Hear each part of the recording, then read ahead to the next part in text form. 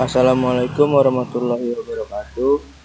Perkenalkan, nama saya Muhammad Auri Ardiski. Saya akan mempresentasikan tentang Cryptococcus, tentang meningitis Cryptococcus.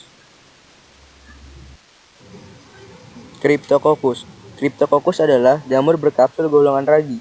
Jamur ini pertama kali diidentifikasi dari jus buah persik di Italia oleh Sanfelis tahun 1894 dan dikenal sebagai jamur patogen bagi manusia sejak Bussy dan Buschke mengisolasinya dari lesi sarkoma. Cryptococcus neoformans adalah jamur Basidium mycetes yang sering ditemukan di lingkungan seperti tanah, kotoran burung merpati, Cryptococcus neoformans dan Var neoformans, dan pohon eukaliptus atau lubang di pohon atau pohon lapuk Cryptococcus gati. Tahun 1950, Emos di Amerika Serikat mengisolasi jamur ini dari tanah yang terkontaminasi kotoran merpati. Susilo di Jakarta juga telah mengisolasi jamur ini pada kotoran merpati karena terdapat di lingkungan yang diperkirakan banyak orang yang terinfeksi oleh jamur ini semenjak awal kehidupan. Hospes definitif dan hospes perantara. Untuk hospes definitif, penyakit ini dapat ditemukan pada kotoran burung merpati yang sudah mengering.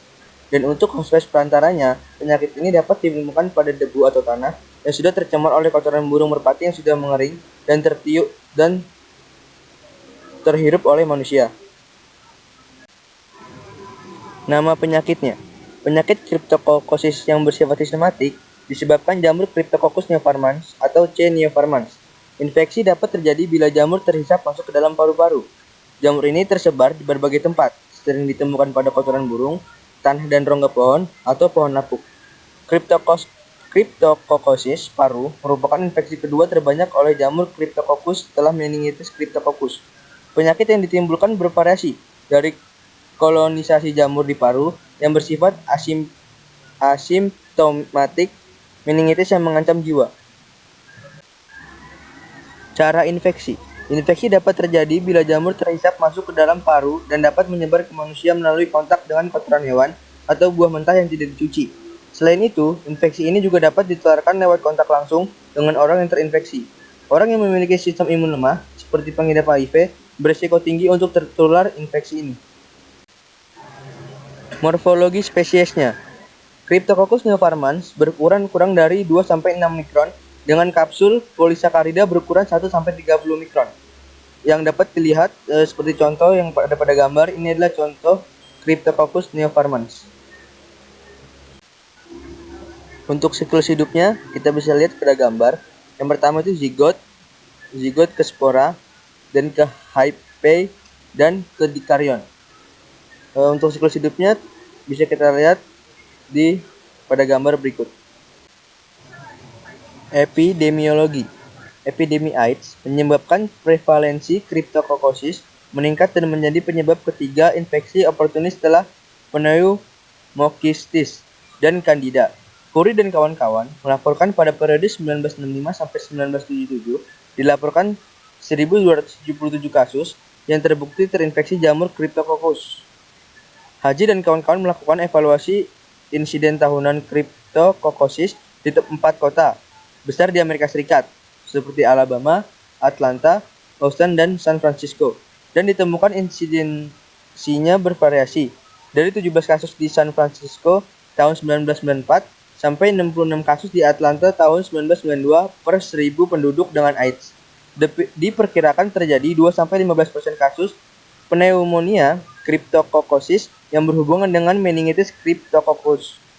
Peterson melakukan pengkajian ulang 11 pasien dengan nodul soliter dari 155 pasien dengan transplantasi hati dan menyimpulkan bahwa Cryptococcus paru adalah kejadian nomor 2 tersering infeksi jamur di paru setelah kasus mikosis paru di RS Persahabatan Jakarta sering ditemukan, namun yang disebabkan oleh jamur Cryptococcus sangat jarang. Diagnosis kasus Cryptococcus paru di RS Persahabatan hanya 2 kasus dalam 5 tahun terakhir. Patologi. Diagnosis infeksi jamur Cryptococcus neoformans memerlukan bukti langsung atau tidak langsung terdapatnya jamur pada cairan atau jaringan tubuh. Bukti langsung bisa didapatkan dari tumbuhnya ragi pada preparat tinta India atau mengisolasinya dengan kultur. Pemeriksaan tidak langsung adalah dengan melakukan pemeriksaan bagian spesifik jamur tersebut. Dokter sering mengalami kesulitan untuk memberikan pengobatan bila mendapatkan hasil sputum atau bilasan bronkus mengandung jamur Cryptococcus neoformans. Poe dan kawan-kawan melakukan analisis ulang hasil isolasi jamur dari pemeriksaan sputum.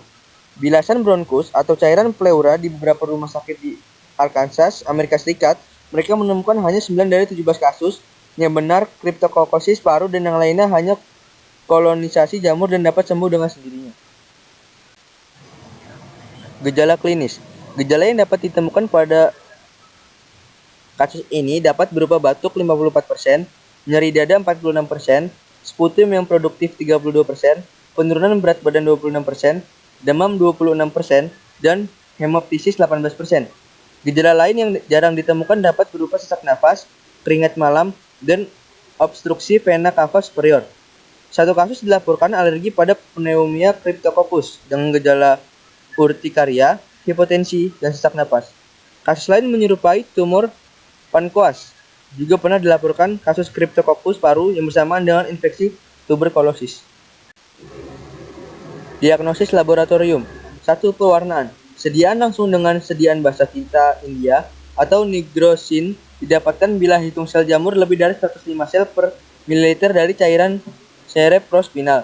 Pada pasien HIV positif, dengan hitung sel 107-109 sel per mililiter dengan pemeriksaan mikroskopis akan didapatkan hasil positif pada 90% kasus. 2. Kultur.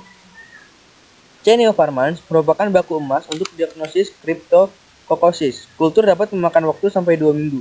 Untuk pemeriksaan kepekaan antifungal pada C. neoformans dibutuhkan laboratorium dan personil yang terlatih, karena membutuhkan interpretasi hasil dengan konsultasi dengan klinis.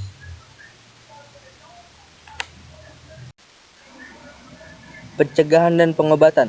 Beberapa kasus Cryptococcosis pada orang sehat tidak memerlukan pengobatan spesifik karena sering sembuh dengan sendirinya dan hanya dilakukan observasi klinis. Sebaliknya, beberapa panduan menyarankan untuk pemberian pengobatan sesuai dengan tingkat keluhan. Pengobatan Cryptococcosis harus memperhatikan beberapa keadaan, yaitu luas infeksi, gejala, dan daya tahan tubuh orang tersebut.